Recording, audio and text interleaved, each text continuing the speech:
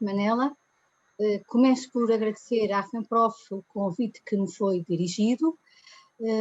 e saúdo a temática escolhida, uma vez que para nós é de todo pertinente e urgente. Saúdo a Ana e a Mariana, minhas colegas de painel e também minhas colegas na Assembleia da República, e saúdo todas as pessoas que nos ouvem, todos os professores e professoras e demais interessados neste tema da municipalização e da transferência de competências. Foi-nos pedido para clarificar o posicionamento, assumindo a orientação que, neste caso, o Bloco de Esquerda tem no âmbito, então, da municipalização e da transferência de competências.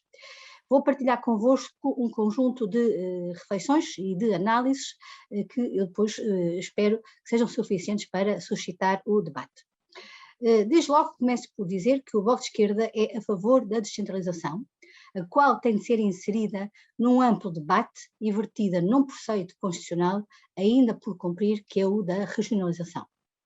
Ora, no que diz respeito à transferência de competências para os municípios, está longe de ser uma descentralização, mas sim uma desconcentração de responsabilidades do Estado Central para o poder autárquico, numa manobra que consideramos de alto risco, sem contextualização, sem que os propósitos sejam claros, a não ser os que estão relacionados com um suposto e pouco demonstrado ganho em termos de eficiência e eficácia e de racionalização de recursos físicos e humanos. Conceitos tão caros às visões das gestões das empresas que impregnaram o discurso e a decisão política e que são considerados aqueles que melhor se ajustam, aquelas visões são consideradas os que melhor se ajustam à gestão do bem comum. Nada poderia ser mais errado no nosso entender. Se as empresas são geridas em função do lucro, os serviços do Estado destinam-se às populações e são o garante de acesso a um conjunto de serviços públicos que, por o serem, são iguais e têm de ser iguais para todas as pessoas. Para o Bloco de Esquerda, este processo pode, já no curto prazo, revelar-se em toda a sua perversidade, no que diz respeito aos desequilíbrios e desigualdades territoriais e por setores, para os quais tem o enorme potencial de gerar, desde logo, por duas razões. A escala é uma delas e a abertura da porta à arbitrariedade, fazendo depender a tomada de decisão não de relações claras e bem definidas, escrutináveis e até democráticas, mas sim da cor política, do peso do setor privado e do relacionamento interpessoal. Fenómenos semelhantes já se verificaram em alguns concelhos no que diz respeito, por exemplo, aos contratos interfreguesia e aos apoios financeiros. É mais comum do que seria supor que os presidentes de junta façam fila à porta do gabinete do Presidente da Câmara, de chapéu na mão, implorando uma obra, enquanto que outros já têm as suas garantidas. Por isso, de todas as vezes em que foi possível votar a transferência de competências, o Bloco de Esquerda foi contra. Não chega sequer a contar como exceção o caso de Lisboa, onde o processo já estava em curso quando o vereador da Educação e dos Assuntos Sociais do Bloco de Esquerda chegou ao Executivo Municipal. Em termos gerais, o Bloco de Esquerda refere a questão da escala, que significa que nem todos os municípios têm os recursos humanos e físicos para concretizar essas competências, sendo obrigados a externalizar e correndo o risco de ter soluções de papel químico, chamo-lhe assim, como já se verifica quando se trata de elaborar as diferentes estratégias, como, por exemplo, para a proteção civil, para a habitação e para a educação, entre outras, que os municípios são obrigados a fazer por lei. Por outro lado, temos afirmado que esta transferência não é acompanhada do equivalente financeiro, avolumando, obviamente, as dificuldades que já existem. Por último, trata-se de criar, em termos de análise, podemos considerar que se trata de criar um mini ou um micro-estado que pode decidir contrariamente ao concelho imediatamente ao lado, criando desigualdade e exclusão no acesso a serviços públicos essenciais, como a saúde, os apoios sociais e, como não poderia deixar de ser, a educação. Pelas experiências já em curso, os aspectos negativos da transferência de competências no que à educação diz respeito são já visíveis. Desde o poder do Presidente da Câmara, que contrasta com a falta de autonomia das escolas, cujo diretor, já agora, tem sempre mais a ganhar se for da mesma cor política. Esta questão remete para uma outra. Que relação tem a autarquia com uma escola sem que esta tenha, efetivamente, autonomia, ou melhor, que relação tem a autarquia com uma escola sem que ela seja, sem que ela tenha autonomia, seja uma organização não democrática e enfraquecida financeiramente? Não é, de certeza, a relação de igual para igual. Os processos a que chamamos de municipalização da educação começaram já há bastante tempo, como todos sabemos, pela mão do Bloco Central, PS e PSD, que poucas divergências têm tido nesta matéria. Foram sido colocados em cursos vários desenvolvimentos e por várias vias. Em 2008, com os chamados contratos de execução. Em 2003, com a regulamentação dos Conselhos Municipais de Educação e das Cartas Educativas. Em 2013, com a revisão do regime jurídico das autarquias locais e, mais recentemente, em 2015, com a delegação de competências através de contratos interadministrativos com cada conselho aderente. Em 2018, é então aprovada na Assembleia da República a Lei Quadro da Transferência de Competências para as autarquias locais e para as entidades intermunicipais em várias áreas: saúde, ação social, proteção civil, património, habitação, transportes, entre outras. A área da educação foi a única que foi até agora regulamentada e em execução em muitos concelhos, depois de, em 2019, ser publicado o Decreto-Lei de Aplicação, o Decreto-Lei 21 de 2019, como referiu a Manuela, e estima-se que em breve venha a ser plenamente aplicado a todos os municípios, isto é, em 31 de março, no final do mês de março de 2022. Tendo sido publicada em 2019, carecia da declaração de oposição por parte de cada município, para não entrar imediatamente em vigor. Por exemplo, em Lisboa, o Bloco de Esquerda, na Câmara Municipal, apresentou proposta de oposição que foi rejeitada pela maioria do PS e dos partidos de direita. De então para cá, tem vindo a ser aplicado com mais ênfase na área dos assistentes operacionais, dos assistentes técnicos, mas também da ação social escolar, das AEC, CAF e por aí adiante, e do edificado das escolas do 2º, 3º ciclos e do ensino secundário, excetuando aquelas que pertencem à parte escolar. Chama a atenção para o facto do diploma expressamente excluir a intervenção municipal em matéria curricular e pedagógica, de referir também expressamente o respeito pela autonomia curricular e pedagógica dos agrupamentos de escolas e de escolas não agrupadas, e de proclamar a salvaguarda da autonomia pedagógica no exercício da atividade docente.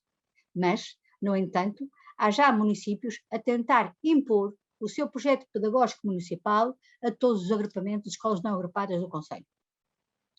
Embora com a proclamação destes princípios de não ingerência na área pedagógica e do trabalho dos docentes, ao contrário dos contratos interadministrativos de 2015, que previam a definição de componentes curriculares de base local, rapidamente se percebeu que não será assim. Com a publicação do diploma do calendário escolar para o próximo ano letivo, o despacho 7626-A de 2021, permitiu-se que as escolas adotem uma organização semestral do calendário, desde que, veja-se, articulem previamente com o respectivo município e demais escolas que o integrem. E isto é uma citação do decreto do despacho. Na verdade, as escolas podem escolher, mas têm de ter o aval do município, como, aliás, deu conta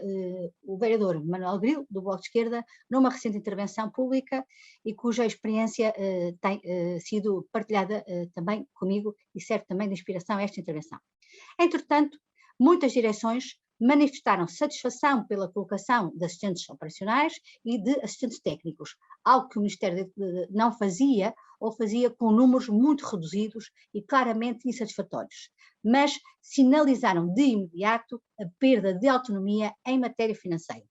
em particular no que diz respeito aos orçamentos privativos. No caso, volto a citar, de Lisboa, todas as receitas geradas pelas escolas com aluguéis de instalações ou outros expedientes passaram a ser receitas municipais, embora consignadas a despesas de beneficiação, conservação e manutenção dos equipamentos escolares.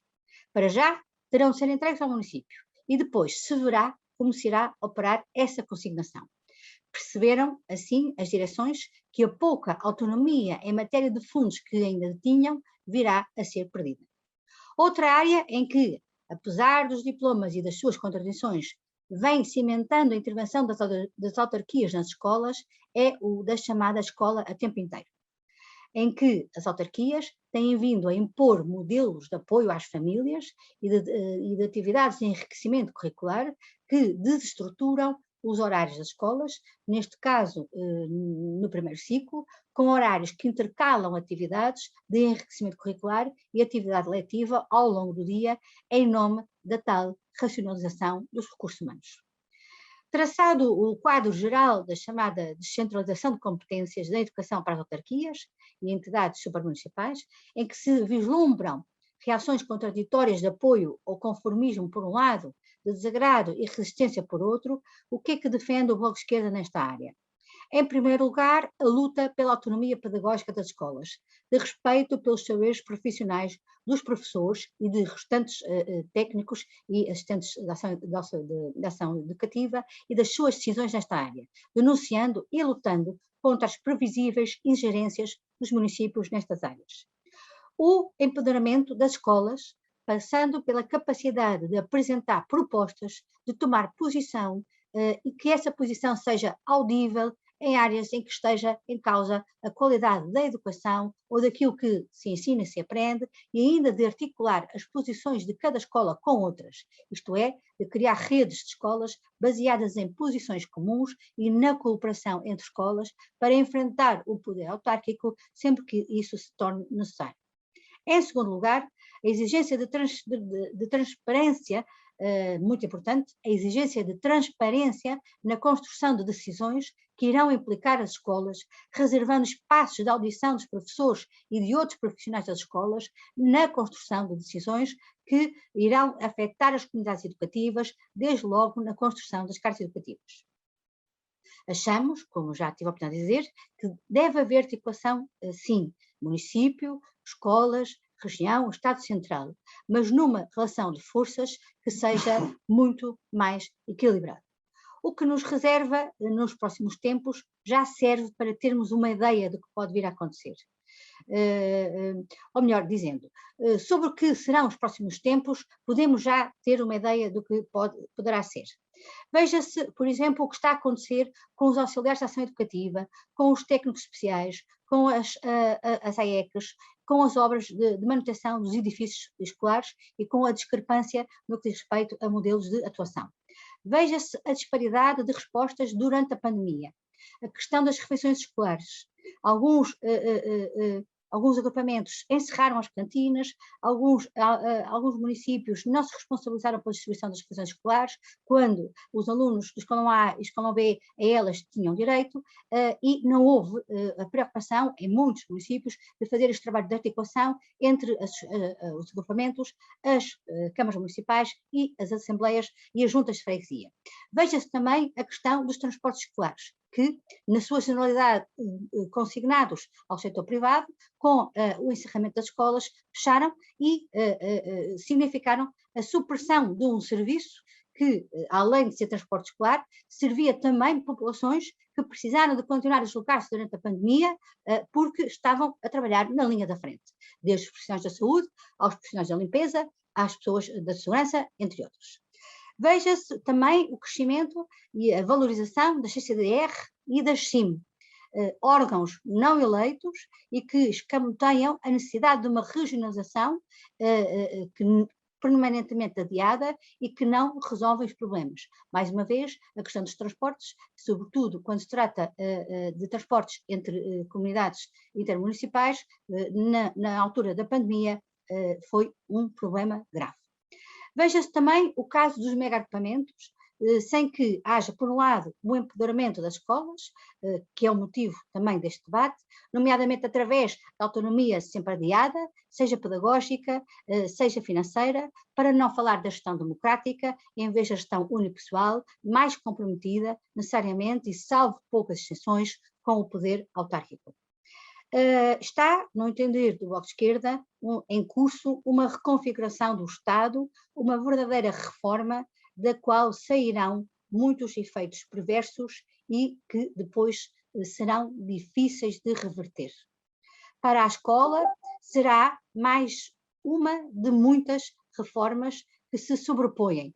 mas esta será certamente aquela que pode vir a comprometer a escola pública, universal, gratuita, autónoma, democrática, que defendemos acima de tudo. A alternativa positiva só pode ser aquela que defende a gestão democrática, a revisão dos mega-agrupamentos, o empoderamento das escolas, dos professores e das professoras, de todas as pessoas que trabalham nas escolas, desde os auxiliares de ação educativa, aos técnicos, aos terapeutas, os alunos, as alunas e também os pais e mães. Reparem que não refiro aqui a associação de pais intencionalmente, uma vez que estas respaldam a ação do diretor e também têm tendência para fazer o mesmo com o município. Reforçando então a autonomia da escola e que essa autonomia seja clara, objetiva, seja em termos pedagógicos, seja em termos financeiros, a definição das articulações e colaborações, bem como a das responsabilidades entre todos os atores oficiais, tendo sempre em vista a garantia e a expansão de um serviço público comum, que é a educação. Muito obrigada.